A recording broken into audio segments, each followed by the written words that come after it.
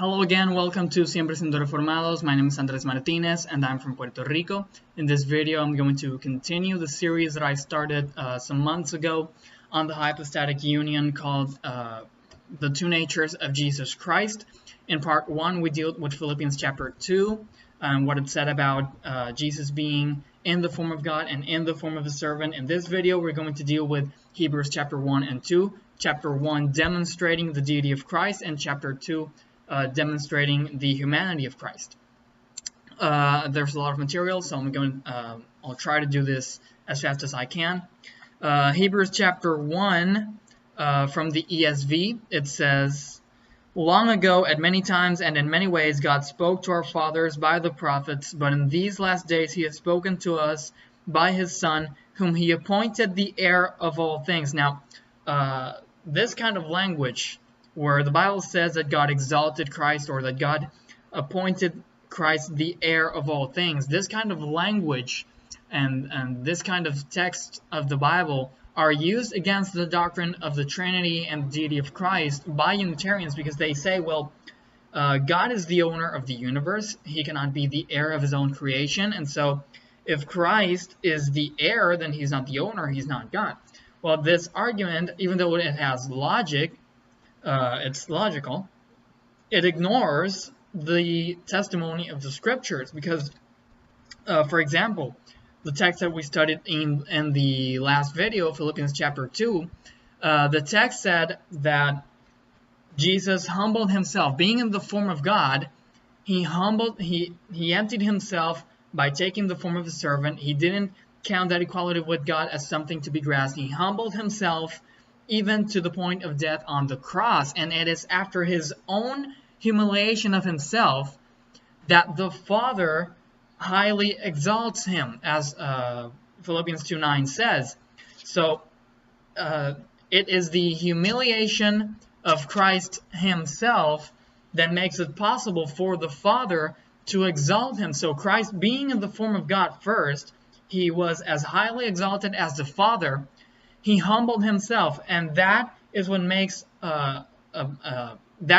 it possible for the Father to exalt Christ and to make him the heir of all things after his humiliation of himself and after his resurrection. So this text is not in opposition to the doctrine of the Trinity or the hypostatic union, and in fact it cannot be because the last clause of verse 2 says, "Through whom also he created the world." Now, there are Unitarians that say, well, Christ was only the instrument of God and he's not actually Christ having created the world doesn't mean that he is the God of the universe and the owner of the world that he created. Well, I believe that this author of the Hebrews explained verse 2 in verses 10 through 12, so I don't think that's the concept we find, and I don't think that when the people to whom this letter was addressed, I don't think that when they read "through whom also he created the world," I don't think that they thought Jesus was not the God of the universe and was not the owner of the universe. I don't think that's what they thought, and in light of verses 10 to 12, that is definitely not what they thought. So we have to look now at some keywords that we find in verse 3. This is very high language used to describe Jesus Christ. It says, "He is the radiance of the glory of God," is the first thing that verse 3 says. And this word radiance is the Greek word hypaugasma. And this word means a light that shines forth. It's like when you have a flashlight and you turn it on, the light beam that comes out of this flashlight, that light that shines forth, it's what hypaugasma means. It's what this word means. And Christ is that radiance. Christ is that light that shines forth, that light beam that shines out of the flashlight. In this case, the flashlight is God the Father, and Jesus is that radiance. Jesus is that light that shines forth to us the glory of God. So when we see Christ, we see the glory of God shining in front of us. And then verse 3 says that Jesus Christ is also the exact imprint of his nature. Now, there are Unitarians who say that the Greek word used here for exact imprint, that is the Greek word character, means only copy, and then this disproves the deity of Christ. Well, it's not mere copy. The meaning of the word character, and you can look it up, it's not mere copy, it's exact imprint, exact image, an exact representation of another thing. The text says that Jesus is the exact imprint of his nature.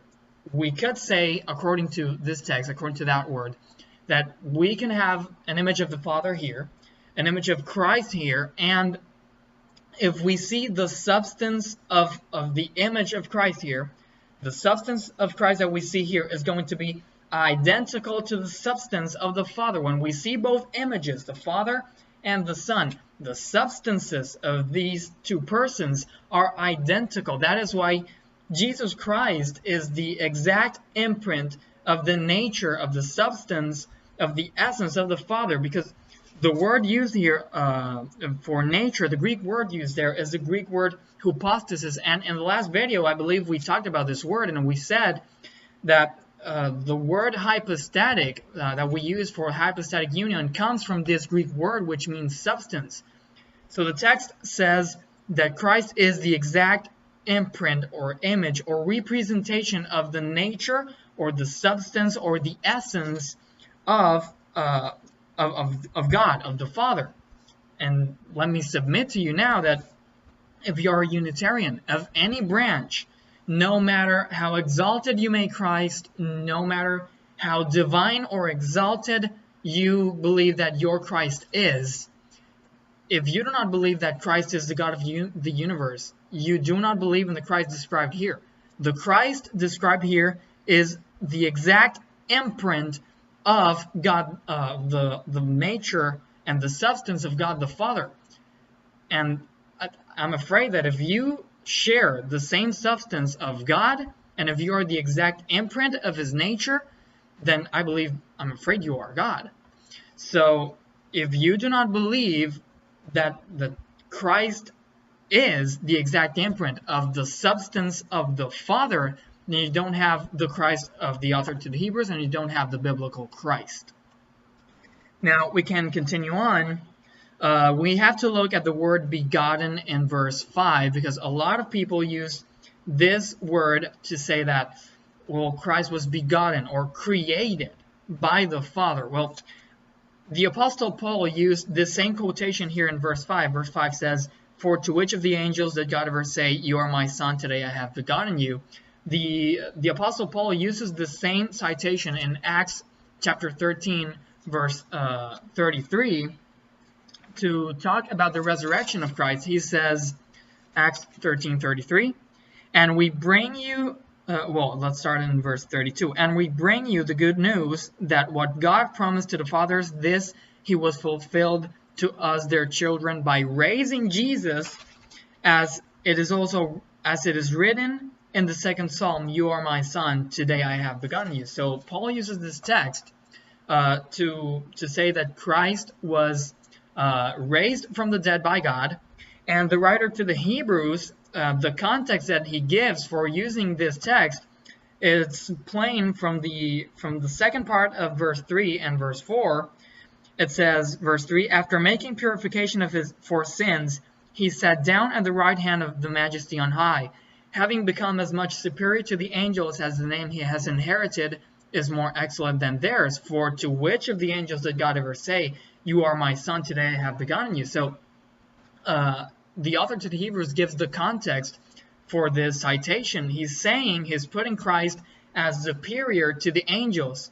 He's saying that God the Father says about Jesus that Jesus is his son and that he has begotten Jesus. That is, the relationship between the Father and the Son, Jesus Christ, is unique, and it is different from the relationships of the Father and all the other angels and human beings. And if any Unitarian wants to say that this language means that Jesus was created by the Father, then you would have to provide a text from the Bible or any author of the Bible that used this citation in that kind of context.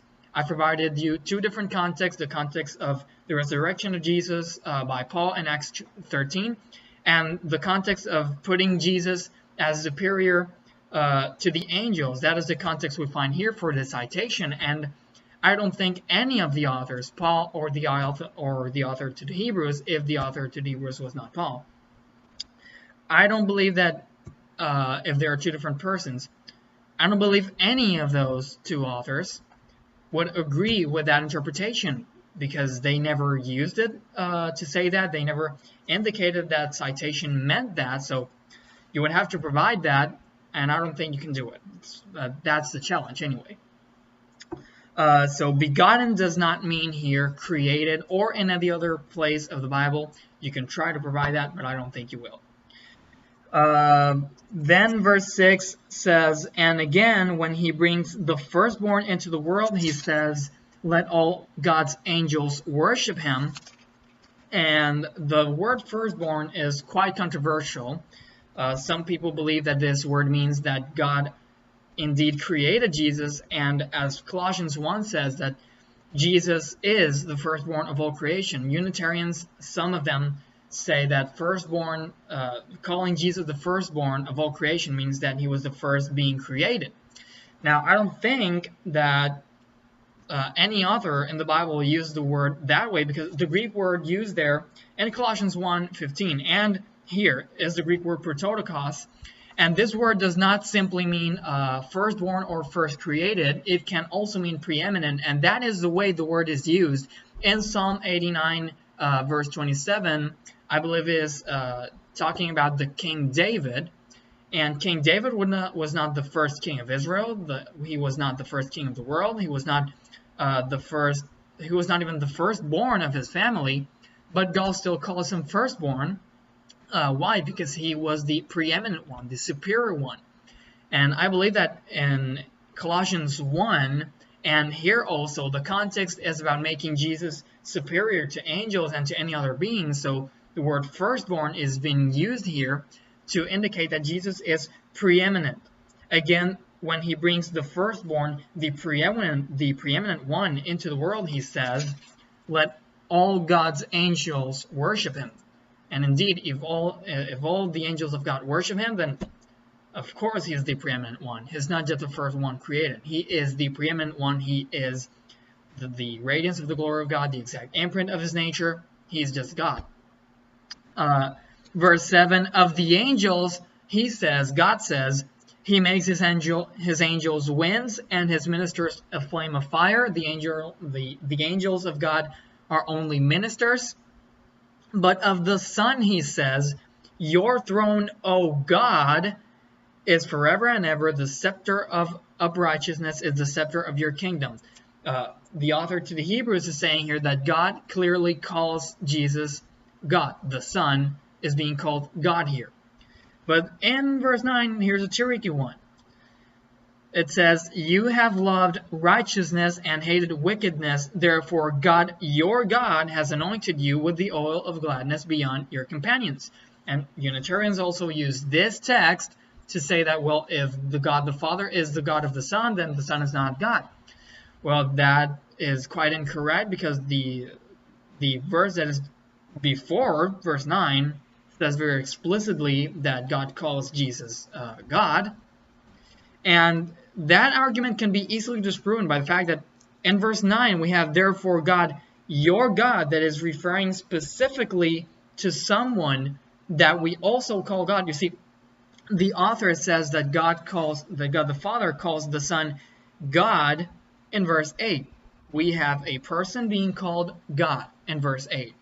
And in verse 9, to that person who we called God in verse 8, it says to that person, therefore God, your God, that is another one that we are calling God, and we believe that it is your God, that is talking to that one, to the first God of verse 8.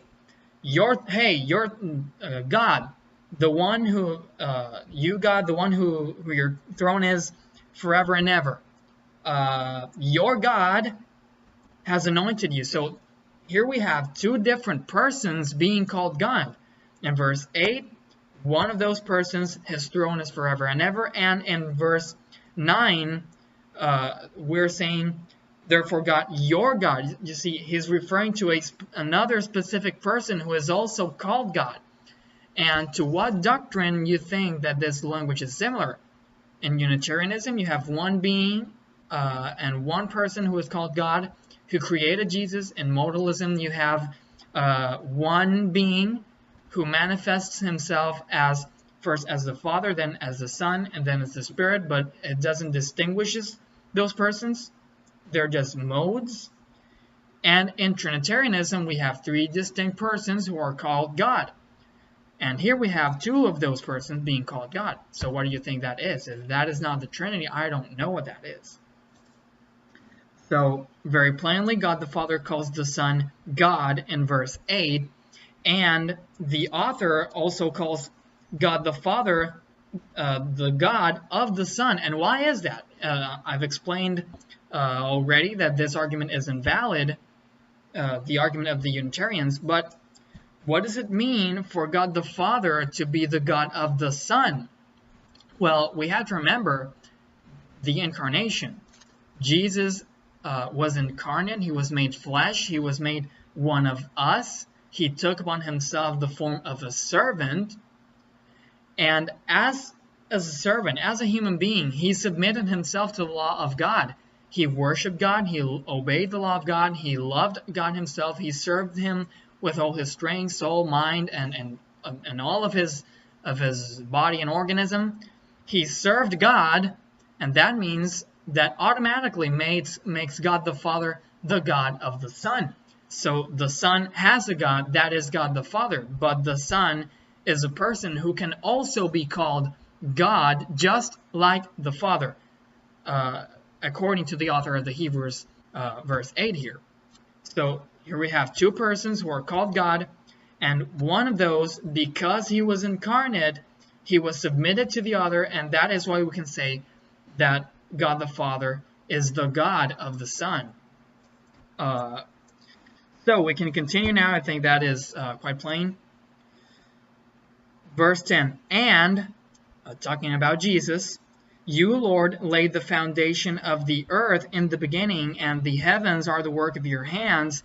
That text explains very clearly, verse 2, what it means when it says that Jesus is through whom also God created the world. The author means, you, Lord, laid the foundation of the earth in the beginning, and the heavens are the work of your hands. They will perish, but you remain. They will all wear out like a garment, like a robe. You will roll them up like a garment. They will be changed. But you are the same, and your years will have no end. This is a citation of Psalm 102, and that psalm was originally applied to God the Father, and here it's being applied to the Son. So I don't see how you could get away from the fact that the author of the Hebrews is saying that just as the Old Testament called the Father the God creator of the universe in Psalm 102, here the author of the Hebrews is applying that text to the Son and saying that the Son is that God of the Old Testament who created and laid the foundation of the earth in the beginning.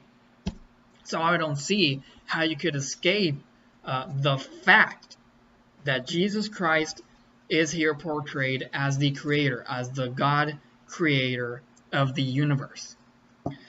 So I think all of these things in chapter 1 demonstrate to us the divinity of Jesus Christ. His divinity demonstrates that he is God. Now we can pass on to chapter 2 and demonstrate his humanity, because as I said in the last video, we have, as Trinitarians, we have to emphasize the humanity of Christ just in the same way we emphasize his divinity. He is divine and he is human, 100% divine and 100% human. We have to emphasize both things. So chapter 2, beginning in verse 10, it says, "For it was fitting that he, for whom and by whom all things exist, in bringing many sons to glory, should make the founder of their salvation perfect through suffering. For he who sanctifies and those who are sanctified all have one source, that is the Father. That is why he is not ashamed to call them brothers, saying, I will tell of your name to my brothers in the midst of the congregation. I will sing your praise. And again, I will put my trust in him. And again, behold, I am the children God has given me. So Jesus calls those who are sanctified, he calls them brothers, and he calls them the children that God has given to him. So this is the explanation, because they are all from one source. They are of the Father.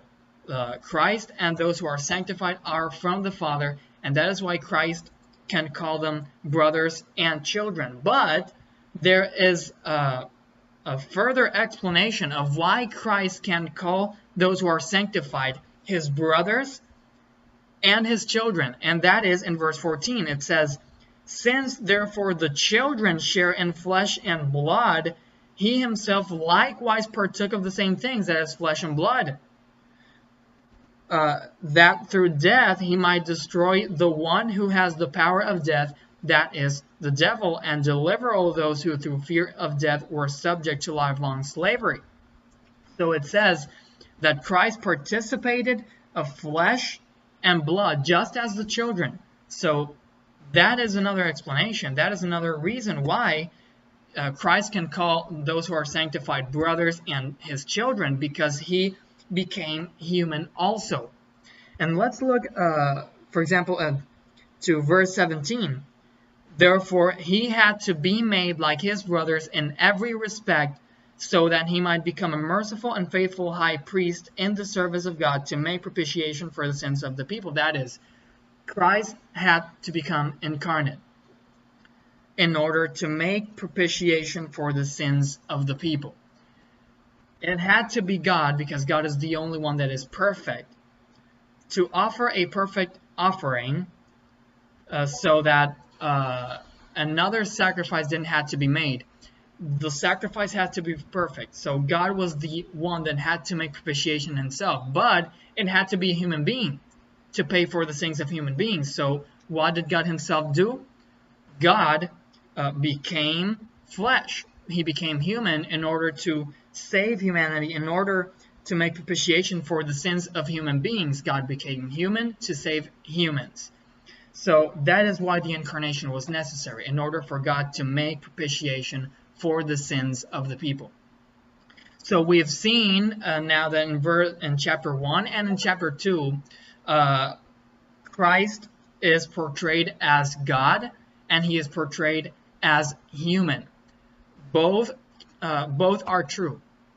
Jesus is God. He is the God of the universe. He is divine, 100%, and he is 100% human. That is the doctrine of hypostatic union, clearly established in the first 2 chapters of the book of Hebrews. The book of Hebrews, chapter 1, establishes Jesus Christ's divinity, and the second chapter establishes his humanity. So I hope this video has been helpful to you. I hope you can, if you're a Trinitarian, you can use this knowledge to minister and to preach to Unitarians. And if you're a Unitarian, I invite you to look at the scriptures, to study the scriptures, and pray to the Spirit, so that these truths will be revealed to you. So I hope God blesses you a lot, and I hope he helps you to find the truth. And that's it. Thank you for watching. God bless you.